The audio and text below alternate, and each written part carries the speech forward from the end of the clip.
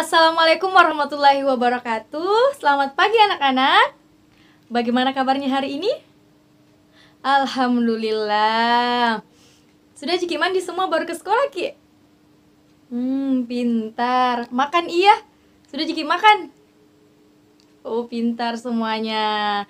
Nah, sebelum mulai pelajaran hari ini, ada baiknya kita berdoa dulu ya. Coba ketua kelasnya pimpin doanya.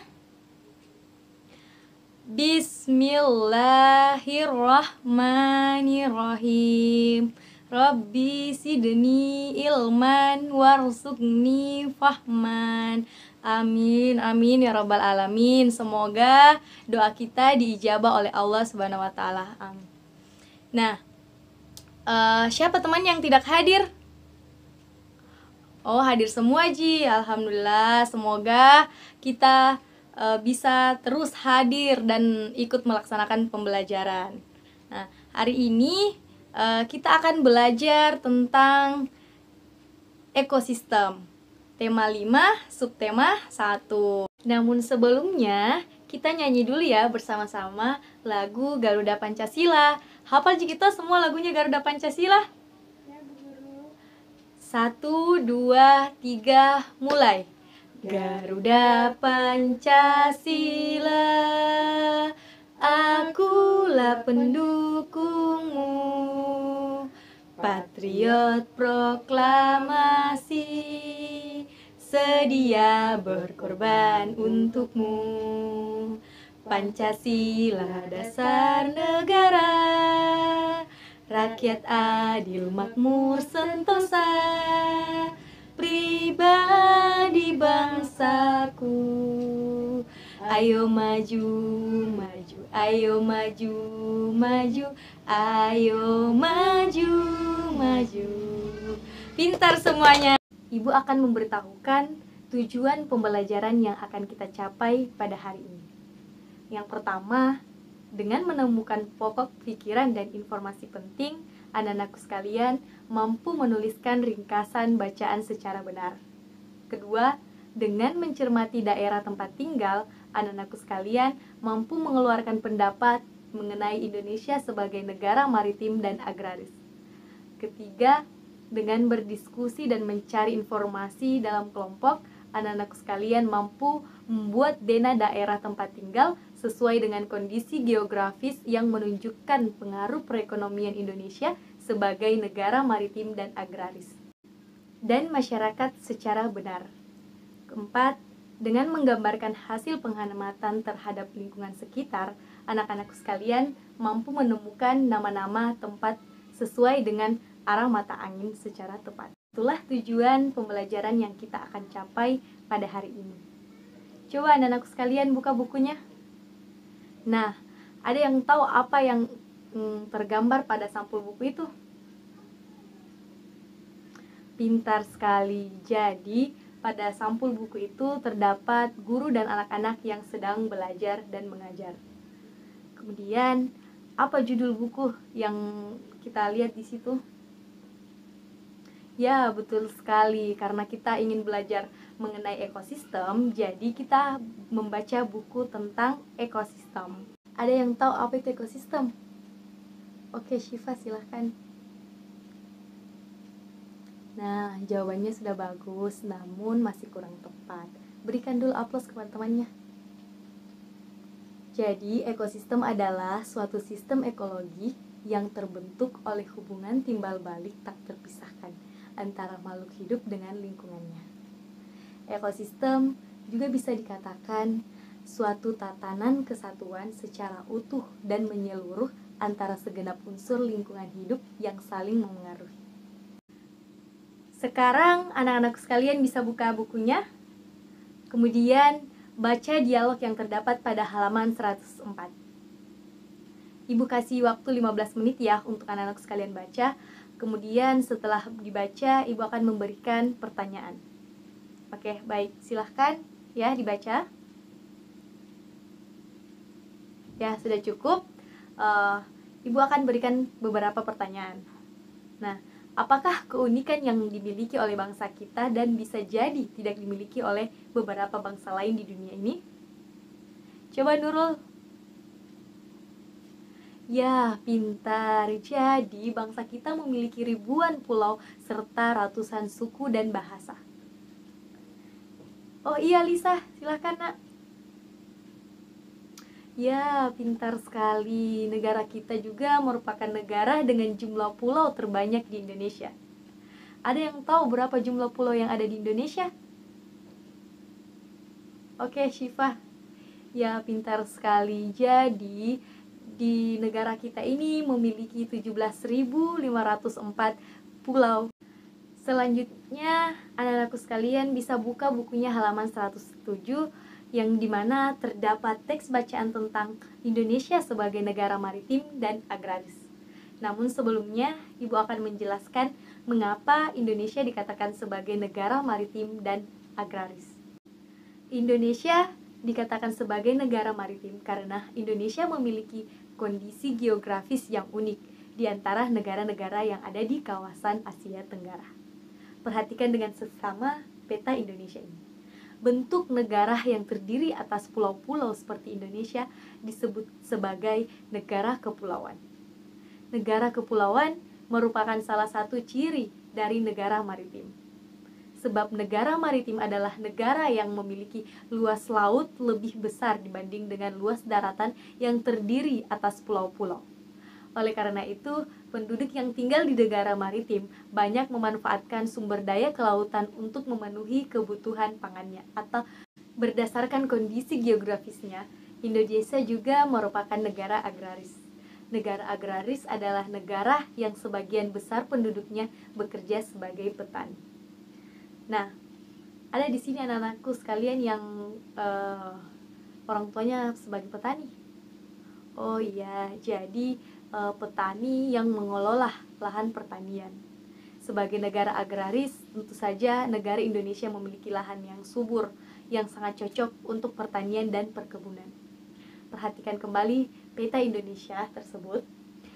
Jika diperhatikan, negara Indonesia memiliki banyak sekali gunung berapi yang masih aktif.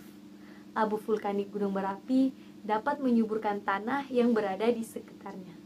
Tanah yang subur merupakan sumber daya alam yang penting untuk pertanian dan perkebunan. Keberadaan Indonesia sebagai negara tropis juga sangat menguntungkan. Adanya dua musim, yaitu musim kering atau musim kemarau dan musim basah atau musim hujan, membantu para petani dan nelayan Indonesia untuk bekerja. Kekayaan laut dan pertanian merupakan sumber daya Indonesia. Kemudian, Ibu juga akan menjelaskan tentang teks fiksi dan non-fiksi sebelum anak-anakku membaca teks bacaan tersebut, agar anak-anakku paham teks tersebut termasuk teks fiksi atau non-fiksi. Jadi, teks fiksi yaitu cerita, rekaan, atau cerita hayalan. Sedangkan non-fiksi adalah karangan yang dibuat atas dasar fakta atau hal-hal yang benar-benar terjadi dalam kehidupan sehari-hari. Ciri-ciri karangan fiksi. Yang pertama, berusaha menghidupkan perasaan atau mengunggah emosi pembacanya.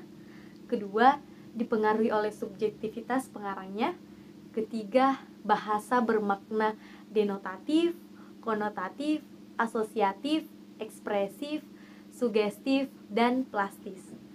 Di mana konotatif yaitu makna tidak sebenarnya, denotatif yaitu makna sebenarnya, ekspresif yaitu memberi bayangan, suasana pribadi pengarang, sugestif yaitu bersifat mempengaruhi pembacanya, dan plastis yaitu bersifat indah untuk mengunggah perasaan pembacanya. Selanjutnya, ciri-ciri karangan non-fiksi.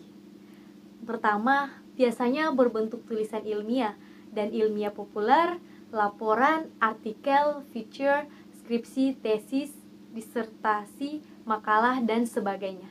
Kedua, karangan non-fiksi berusaha mencapai taraf objektivitas yang tinggi, berusaha menarik dan mengunggah nalar pikiran pembaca. Ketiga, bahasa bersifat denotatif dan menunjuk pada pengertian yang sudah terbatas, sehingga tidak bermakna ganda. Perbedaan fiksi dan non-fiksi. Fiksi adalah prosa naratif yang bersifat imajiner. Meskipun imajiner merupakan Sebuah karya fiksi tetaplah masuk akal dan mengandung kebenaran yang dapat mendramatisasikan hubungan-hubungan antara manusia. Sedangkan non-fiksi adalah sebuah karangan yang dihasilkan dalam bentuk cerita nyata atau cerita kehidupan setiap hari yang dituliskan menjadi sebuah cerita. Dengan kata lain, non-fiksi merupakan karya yang bersifat faktual atau peristiwa yang benar-benar terjadi. Dari penjelasan tersebut, dapat Ibu simpulkan bahwa karya non-fiksi itu merupakan suatu karangan tulisan yang menjadi sebuah karya berdasarkan pengalaman. Sekarang waktunya anak-anakku sekalian mencermati teks bacaan tentang negara maritim dan agraris. Lalu garis bawahi pokok pikiran serta informasi penting dalam bacaan tersebut untuk kemudian membuat ringkasan bacaan. Setelah itu, Ibu akan membagi kelompok untuk membuat peta daerah tempat tinggal dengan keberadaan Indonesia sebagai negara maritim dan agraris, lengkap dengan pewarnaannya sesuai dengan ketinggian daerah. Oke, silahkan dibaca dulu anak-anak. Ibu kasih waktu 10 menit. Nah, oke, baik. Sekarang waktunya Ibu akan membagi kelompok. Kelompok pertama yaitu ada Hafifah, Nurul, dan Hairunisa. Kelompok kedua yaitu ada Lisa, Aul, dan Reski. Dan kelompok ketiga yaitu ada Syarifah, Nita, dan Mustakimah. Nah, masing-masing kelompok membuat denah tempat tinggalnya dengan keberadaan Indonesia sebagai negara maritim dan agraris ya. Kemudian berikan warna sesuai dengan ketinggian daerah. Silahkan digambar ya. Ibu kasih waktu 20 menit. Oke, sudah selesai semua? Jadi rata-rata anak-anakku sekalian tinggal di daerah agraris atau maritim? Oh, jadi rata-rata di daerah agraris. Kenapa anak-anakku sekalian bisa mengatakan bahwa anak-anakku sekalian tinggal di daerah agraris? Apa karena rumah di sekeliling tak banyak petani atau banyak lahan pertanian? Oh, pintar sekali semuanya. Jadi anak-anakku sekalian sudah paham yang mana yang dimaksud maritim dan agraris. Oke, pada pintar semuanya. Ibu akan memberikan oleh-oleh untuk dikerjakan di rumah ya. Jadi ibu akan memberikan 2 tugas. Yang pertama, anak-anakku berdiskusi dengan orang tuanya tentang NKRI sebagai negara maritim dan agraris. Kemudian buatlah ringkasan cerita yang didiskusikan bersama orang tuanya. Nah, tugas yang kedua yaitu membuat ronsh dari bahan manik-manik dengan dibantu orang tuanya. Jadi, anak-anakku sudah paham kan mengapa Indonesia termasuk negara agraris dan maritim? Karena di negara kita ini memiliki banyak pulau dan memiliki banyak lahan pertanian. Nah, selanjutnya anak-anakku sudah paham kan apa yang dimaksud teks fiksi dan non-fiksi? Coba Nurul bisa sebutkan dan jelaskan apa yang dimaksud teks fiksi dan non-fiksi. Ya, pintar sekali. Jadi teks fiksi yaitu cerita rekaan atau cerita hayalan. Sedangkan non-fiksi adalah karangan yang dibuat atas dasar fakta atau hal-hal yang benar-benar terjadi dalam kehidupan sehari-hari kita. Sekian pembelajaran kita hari ini. Ibu tutup dengan mengucapkan hamdalah. Alhamdulillahirrabbilalamin. Semoga apa yang kita pelajari bisa masuk dan dimengerti oleh anak-anakku sekalian. Nah, sebelum kita pulang, mari kita bersama-sama membaca doa pulang. Coba Hafifah pimpin doanya. Bismillahirrahmanirrahim. Wal asri innal insana lafil khusr illal ladzina amanu wa amilus solihati wa tawassaw bil haqqi wa tawassaw bis sabr. Amin. Semoga kita selamat sampai rumah dan jangan lupa dikerja PR-nya ya.